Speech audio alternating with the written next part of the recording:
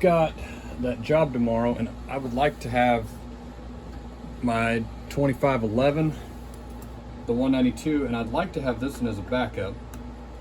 I've used it for years, and the only real problem I'm seeing right now is it needs a carb kit. It's a really good saw. I've had good luck out of it for a long time now. Look at that air filter. It's actually doing a relatively decent job.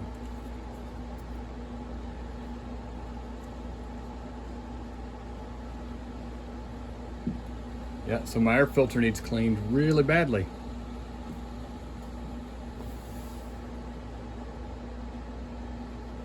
Give me 2 seconds. I'm going to dump this out real quick, and then we'll start kitting the carburetor and we'll clean that filter out. All right.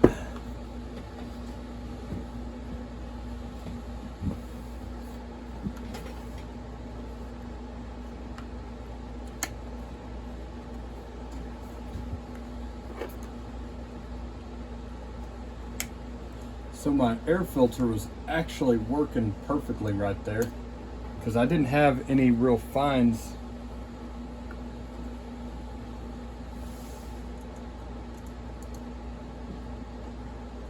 I didn't have any fines really to speak of past the air filter. I'm trying to remember what I would have been cutting even that would have caused this amount of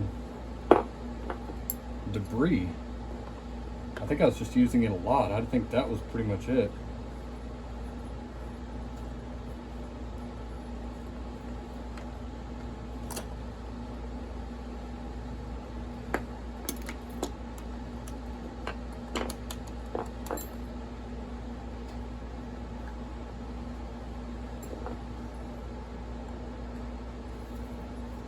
I may try to speed some of this up. I'm going to try not to edit too much out. I did get one comment on one of my videos about me editing stuff out. I try to keep it mainly like spinning screwdrivers and what have you, but I'll try and leave more in if that's what anybody actually wants. I'd normally try to take out like the dull stuff. Come on. There we go. Now, fascinating fact, these were one of the last reed valve saws that they made.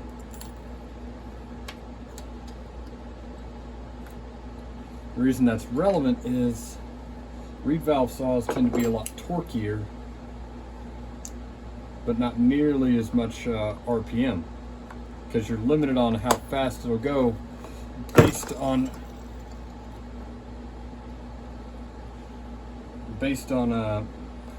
how fast the reed can actually move. All right, I can tolerate that. Let's get this set out of the way and we'll do the carb kit real quick. Give me a second to find some stuff and get stuff oriented. All right, got everything tidied up, got everything arranged. So this saw was running really well. The only real reason I need to do a carb kit is it wasn't acting like there was anything stuck in the carb. It was acting like the diaphragms are getting worn out and old. And yeah, that's pretty stiff. And here in a little bit I actually need to go start loading up saws for this project. Right.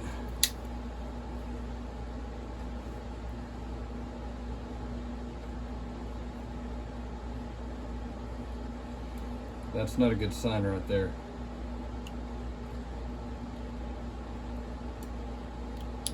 There it goes.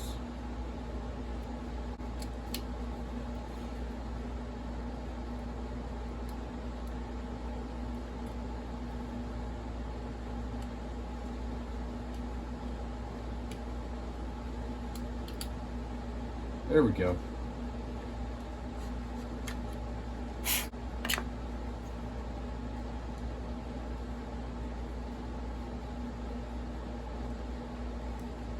All right, the way I'm doing that, I'm holding that metering lever in with my thumb.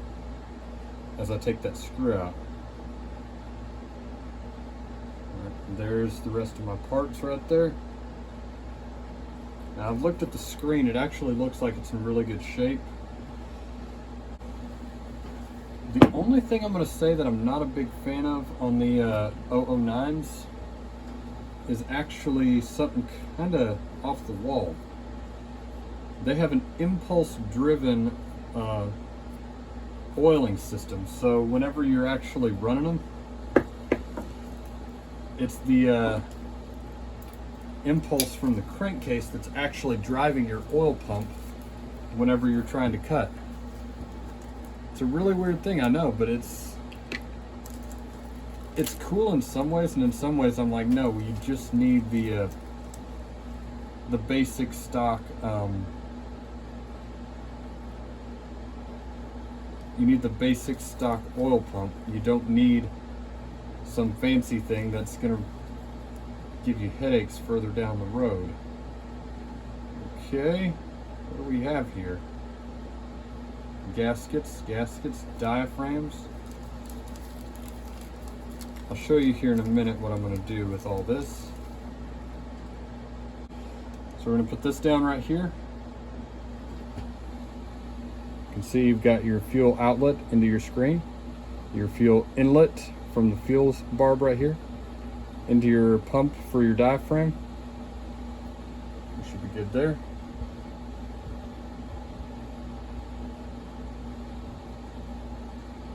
Perfect, right there.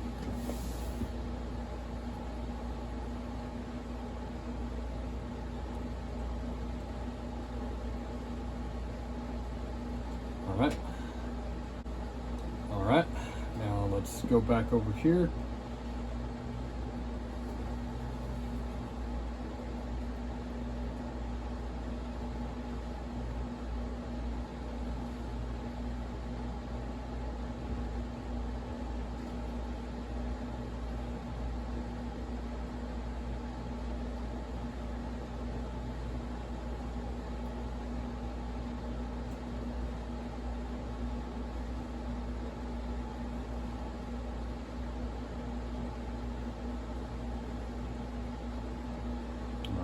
Drop that down in there like that. All right, again, I'm holding it with my thumb, almost no pressure.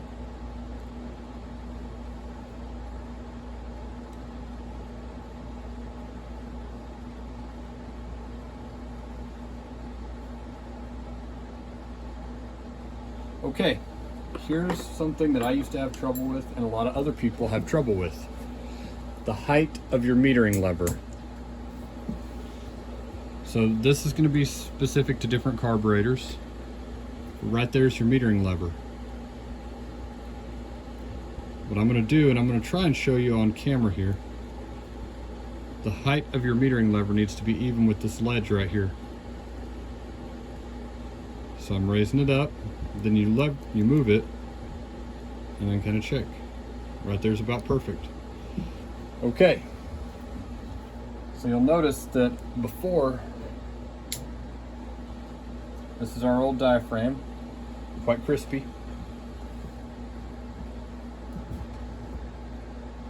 Let's see which one right here.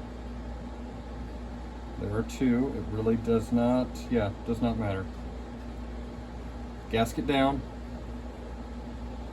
diaphragm next,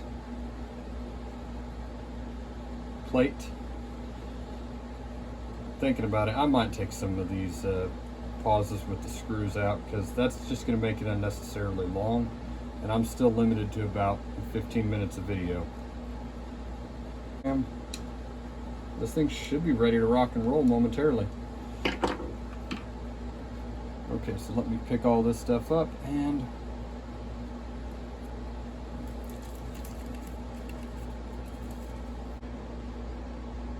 right there it is.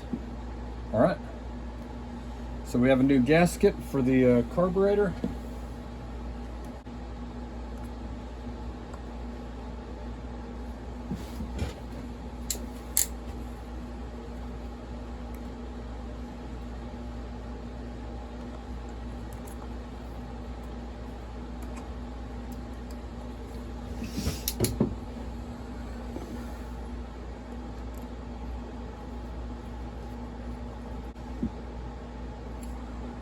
okay, and okay.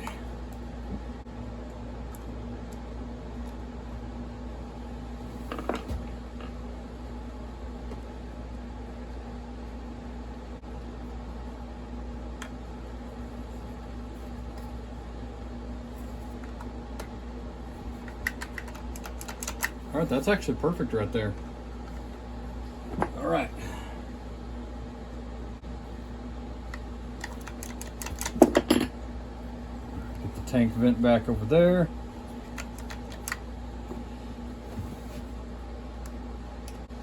There we go. All right, that is how nasty that thing was. All right, there it is, pretty cleaned off. I'm not gonna go wash this thing tonight. I need it dry for tomorrow just in case I need the saw.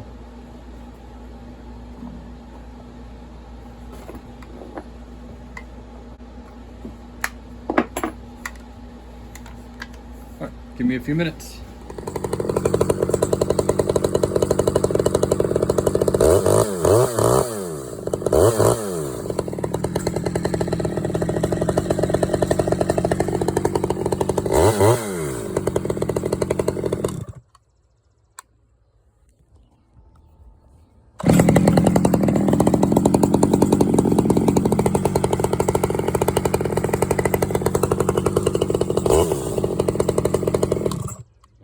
I think that'll do it. I've got my 2511, I've got the 192, and now I've got the 009 all ready to rock and roll. Talk to you later. Take it easy. Bye.